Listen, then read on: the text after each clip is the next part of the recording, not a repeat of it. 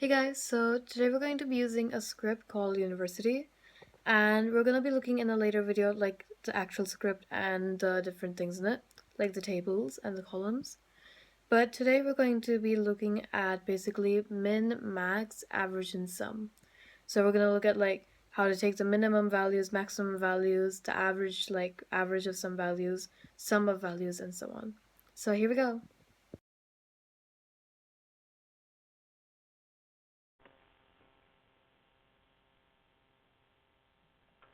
Okay, so over here today we're going to be looking at, so I have a script over here, which is basically university, and here we have basically a few different tables. So it's basically about like a university. It's very simple.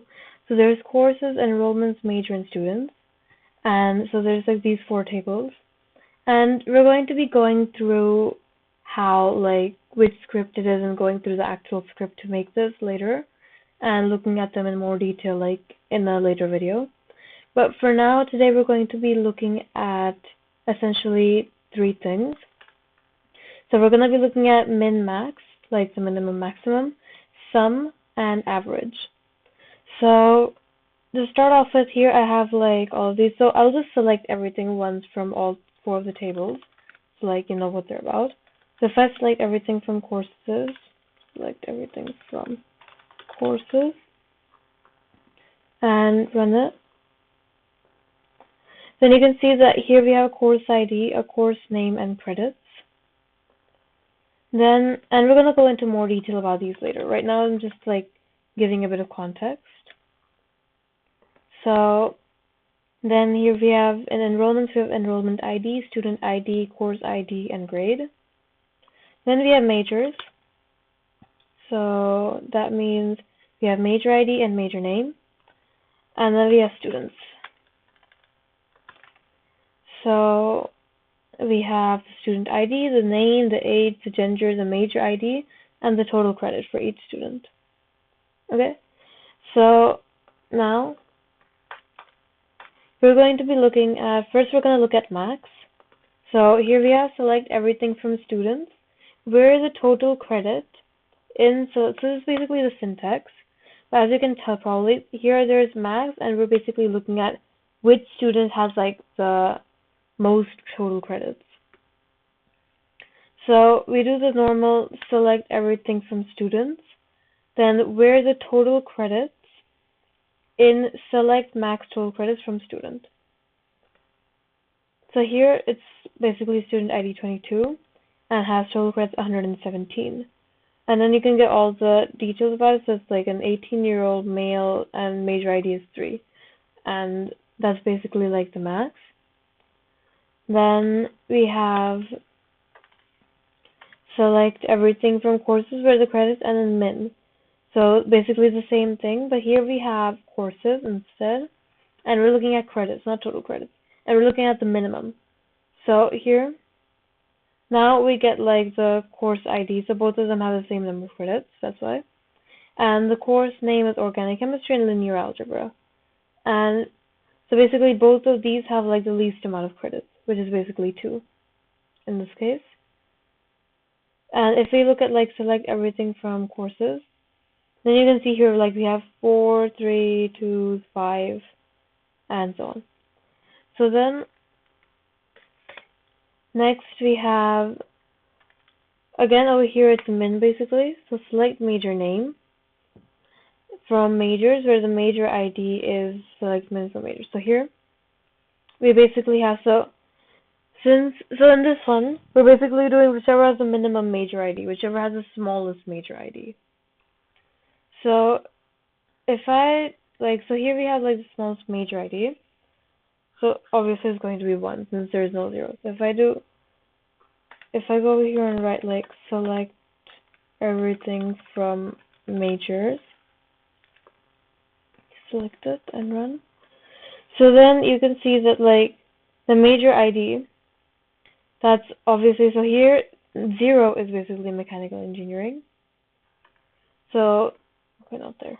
That's not what I meant to do. So I'm just going to ignore it. And so here Yes, I want to score to change it. So here, the one with the minimum major ID is 0, so that's mechanical engineering. After that, we have select sum. So this is basically min and max. It's quite like, it's rather simple to split. Then we have select sum credit from courses. So if I run this, then we can get like this from courses, like all of the credits that we have, we're getting the sum of it. So if I do select everything from courses, so this number 10033, whatever we got, that's basically like the sum of all these credits together. So 4, 4, 3, 3, 2, 3, 5, 2, 3, 4, and then this one. So that's basically the sum of all of them together. So sum is quite like self-explanatory. It's basically like adding up whatever you give it. So instead if we say, for example, if we say age from students, then we get 1075. So if I do select everything from students, or no, selected. Now if I do everything from students, then we all, like the addition of all these ages, like 50 ages, that's the result that we get.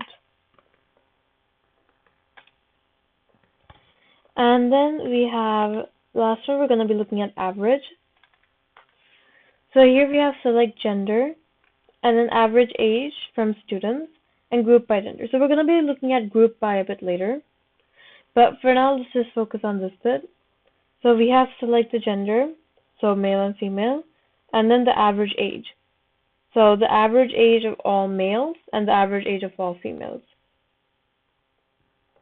Now let's see what happens when we take away group by gender.